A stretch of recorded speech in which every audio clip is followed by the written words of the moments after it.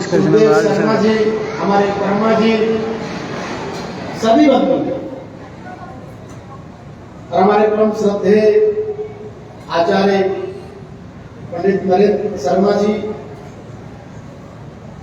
हमारे जेके न्यूज के हमारे सरदार भैया जी, सुमित कुमार जी, सुमित सिंह जी,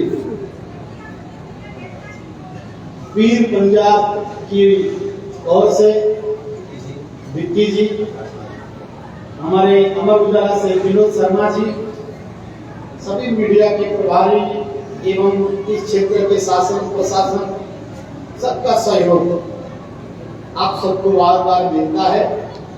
और सबसे पहले आप सबके हृदय में विद्यमान उस चराचर व्यापक ब्रह्म श्री कृष्ण को वंदन प्रणाम।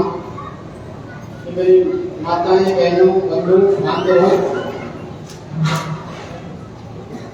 हम सब बड़े सौभाग्यशाली हैं जो कि हमारे मंदिर कमेटी के बंधुओं ने पहले ही दिन कह दिया था कि माताओं 7 दिन के लिए अपनी रसोई में ताला लगा दो। जब ताला लगा दोगे तो श्रीमान जी अपने आप आ जाएंगे। तुमने ताला खुला छोड़ रखा है इसलिए श्रीमान जी लोग नहीं आए। इतना सुंदर यहाँ भोजन की व्यवस्था है, जल की व्यवस्था है, बैठने की व्यवस्था है। पर एक निवेदन मैं मंदिर कमेटी के सदस्यों से करूंगा कि मुझे आज कुछ माताएं कह रही थी कि नीचे थोड़ा बैठने में दिक्कत है, गद्दे लगवा दें। मुझे कोई कह रहा था कि गुरुजी हम आ तो जाएं पर 3 घंटा 4 घंटा बैठना होता है तो थोड़ा सा सिर्फ चादरी है, तो इसलिए मैं निवेदन करूंगा कि देखो जो नीचे नहीं बैठ सकते उनके लिए कुर्सी है, कल से आपके लिए दरी के ऊपर गद्दा बिछाया जाएगा। क्योंकि ये बार बार ये मौका मिलने वाला नहीं है, ये मौका आपको बार बार मिलने वाला नहीं है। इस साल में एक बार आपकी बात तो ये हमें अवसर मिला, रघुनाथ जी की बड़ी कृपा कि हमें 7 दिन तक भगवान के गुण अनुवादनों को करने का शुभ अवसर मुझे प्राप्त हुआ। क्योंकि बिना हरि कृपा कहाँ से कथा हो सकती है? हरि की कृपा से ही ये सत्संग चल रहा है। सत्संग में भगवान ही कहने वाले, भगवान ही कराने वाले, भगवान ही गाने वाले, भगवान ही सुनाने वाले और भगवान ही सुनने वाले। ध्यान रखना, क्योंकि आत्मा ही ब्रह्म का गया। जो ब्रह्म है वो आपके आत्मा के अंदर है, आत्मा ही परमात्मा का गया है। इसलिए आप बड़े भाग्यशाली हैं। आइए आगे कथा में प्रवेश करते हैं। बोलिए सच्चिदानंद भगवान की जय। वसुदेव सुतं देवं कंसचारुणिमर्दनं देवकी परमानंदं कृष्णं वंदे जगद्गुरु। भगवान को वंदन करते हुए सुखदेव जी महाराज का प्रादुर्भाव हुआ। सुखदेव जी महाराज श्री ने पिताजी के उस लिखे हुए 18,000 श्लोक, श्रीमद् भागवत में 18,000 श्लोक हैं। उनके 2 विचारों को, आधे विचारों को सुनते ही ऐसा प्रतीत हुआ कि जिनकी खोज के लिए मैं जंगल जा रहा हूँ, जिस कृष्ण की खोज के लिए मैं जंगल में जा रहा हूँ, वह तो मेरे घर में ही विद्यमान है, मेरे घर में स्थापित हैं। और साक्षात मेरे पिताजी ऐसे 18,000 श्लोकों के माध्यम से उनको रिझाते हैं, उनकी वंदना करते हैं। तो ये भाव जब उत्पन्न हुआ तो जंगल से लौटकर घर आए और घर आके पिता को वंदना किया, पिता से गुरु दीक्षा ग्रहण की और बैठकर जिस प्रकार से आप बैठकर श्रवण कर रहे हो उसी प्रकार से सुखदेव जी महाराज ने श्रीमद् भागवत कथा को पान किया। श्रीमद् भागवत कथामृत को पान किया और गुरुदेव से वंदना की। और वही भागवत आज जन जन में, पूरी मृत्युलोक में जन जन के कल्याण के लिए गंगा के तरफ प्रवाहित है। अब सुखदेव जी महाराज कथा तो पढ़ के आए, सुन के आए। इधर राजा परीक्षित, देखो ये भागवत कहां से प्रारंभ होती है। राजा परीक्षित को जब श्राप लगा, जो राजा प्रतिदिन जिन ऋषि मुनियों का, जिन गुरुजनों का वंदना करता है, जिनकी चरण वंदना करता है, जिनके चरणों के रज को प्रतिदिन किया करता है, जिनकी वंदना करता है, पूजा करता है, आज उसी ऋषि का अपमान करता है। जानते हो क्यों? कहते हैं ना, जैसा खाया अन्न वैसा हो जाए मन, जैसा पिया पानी वैसा हो जाए वाणी। हमारे जीवन में धन कैसा होना चाहिए? अब जानते हो राजा परीक्षित की बुद्धि कैसे खराब हो गई। एक दिन राजा परीक्षित के मन में आया कि मैं वन में भ्रमण करके आऊं। उससे पहले मन में आया कि मेरे पूर्वजों ने मेरे गोदाम में एक से रत्न भरे मुकुटों को रखा है, एक से जवाहरात को रखा है, देख तो लूं। जैसे ही संदूक को खोला, उसमें से बहुत सुंदर मुकुट था, जो दुष्ट पापी जरासंध का था। जब जरासंध वध पर भीम भगवान श्री कृष्ण के सहयोग से दुष्ट जरासंध की वध की कथा में आए, और उस मुकुट को जब लेके आकर अपने गोदाम में संदूक में रखे हुए थे, जब उन सारे आभूषणों को जब निकाला,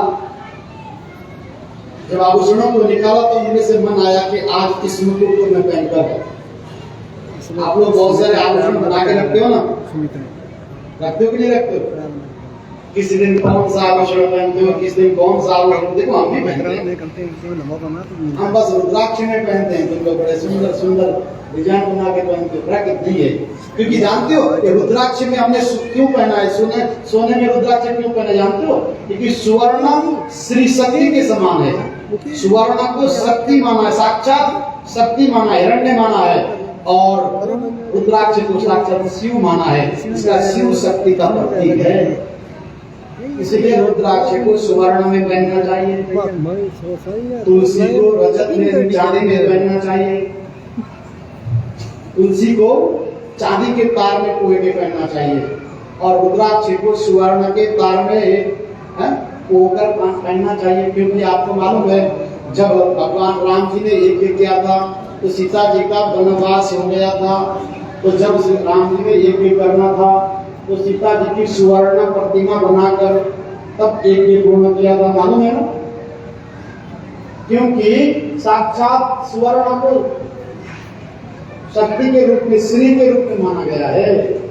लेकिन ध्यान रखना, कौन सा सुवर्ण हमारे जीवन में, कौन सा धन का उपयोग होना चाहिए, कौन से धन का उपयोग होना चाहिए, इस बात पर विचार करना चाहिए।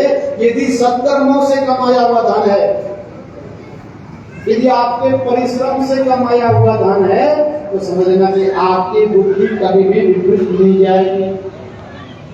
परिश्रम से कमाया हुआ धन, मेहनत से कमाया हुआ धन हमेशा बरकत करता है।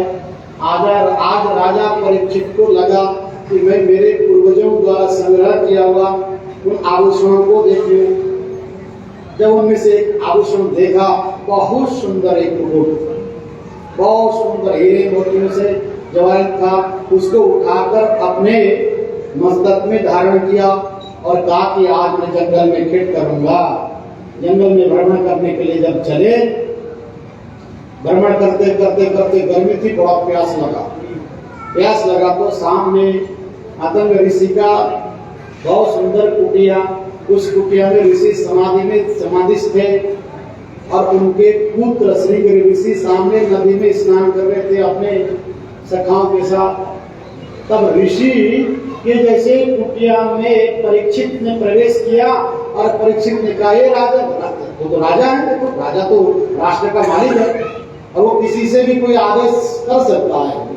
कुटिया में आए तो, हे ऋषि, मुझे बहुत प्यास लगी है, मुझे पानी पिलाओ। अब जो महात्मा समाधि में है, जो महात्मा साधना में है, राजा रंग फकीर, उसको क्या लेना राजा से? अगर यदि ध्यान में नहीं होते तो शायद उड़कर पानी पिलाते, लेकिन ऋषि तो ध्यान में थे, उनको मालूम नहीं पड़ा। 2 बार का, 3 बार का, 4 बार का, 5 बार का, फिर जब ऋषि के नेत्र नहीं खुले तो राजा ने देखा कि सामने एक छोटा सा मरा हुआ सर्प पड़ा हुआ था। अपने कमान से तीर निकाले, उस तीर से उस मरे हुए सर्प को ऋषि के गले में डाल दिया और राजा चले गए। थोड़ी देर में एक ऋषि कुमार ने नदी के किनारे में ऋषि पुत्र श्रृंगेरी स्नान कर रहे थे। वहां जाकर कहा, भ्राता भ्राता, गुरुदेव के गले में किसी ने मरा हुआ सांप डाला हुआ है। तो ऋषि कुमार ने कुछ नहीं देखा, न इधर देखा न उधर देखा। हाथ में जल उठाया और संकल्प लेते हुए श्राप दिया, मैं संकल्प लेता हूँ विष्णु और विष्णु और विष्णु हूँ, श्रीमद भगवतो विष्णु राख्य। आज तिथि नक्षत्र वार दिन मैं ऋषि पुत्र श्रृंगेरी, जिस दुष्ट ने भी मेरे पिता के, मेरे गुरुदेव के गले में मरा हुआ सर्प डाला है, वह आज के 7वां दिन उसके डसने से उसकी मृत्यु हो जाएगी। बस ये जल छोड़ दिया। एक बात आपको कहूं, इसलिए जीवन में प्रयास करना, किसी को बददुआ मत देना, दुआएं ले लो। किसी को अभद्र शब्दों का उच्चारण मत करना, किसी के दिल मत दुखाना, किसी के अहित मत सोचना, किसी के